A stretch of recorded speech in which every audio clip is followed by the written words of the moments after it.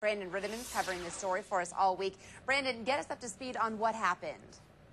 Well, as you may recall, it's just been an absolutely crazy week down here. This thing has been tied up in the Nevada Senate.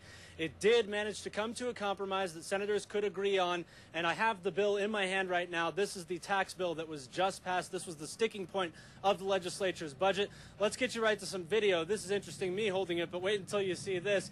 There's a little publicity that legislative staffers typically do not get. You are looking at staffer Lauren Soper carrying the bill, surrounded by, guards and press and, well, just about everybody else right there, carrying the bill to the governor's office. Legislators had set 5 o'clock today as the time they wanted to have this into the governor's office. They got it over there, just shortly before 4:30.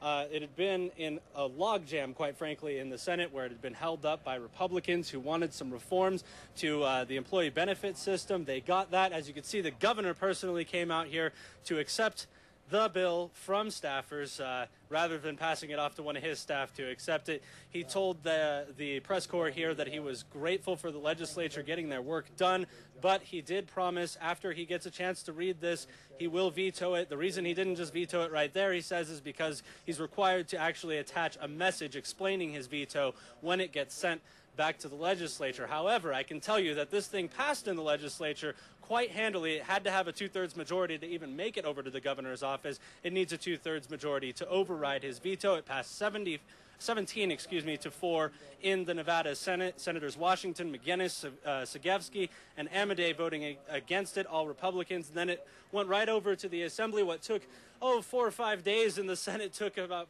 4 or 5 minutes in the Assembly. It passed 29-13 there. So that is what's going on down here. This tax package viewed as essential to restoring some funding to state services. Kristen, Wendy? Yeah, Brandon, quickly before you go, now he has the bill in his hands. He looks at it. Talk about the time frame from now. How long until his expected veto comes? And then how long do legislators have to try and override that veto?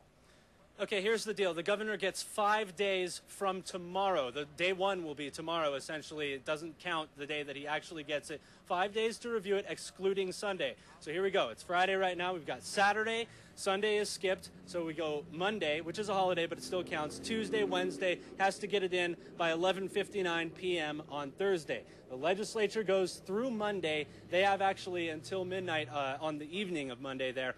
So they will have time to do whatever discussions they need and override this veto if the political will that existed today to pass these taxes exists to override the veto, which we all expect it does. This will become the state of Nevada's budget for the next 2 years.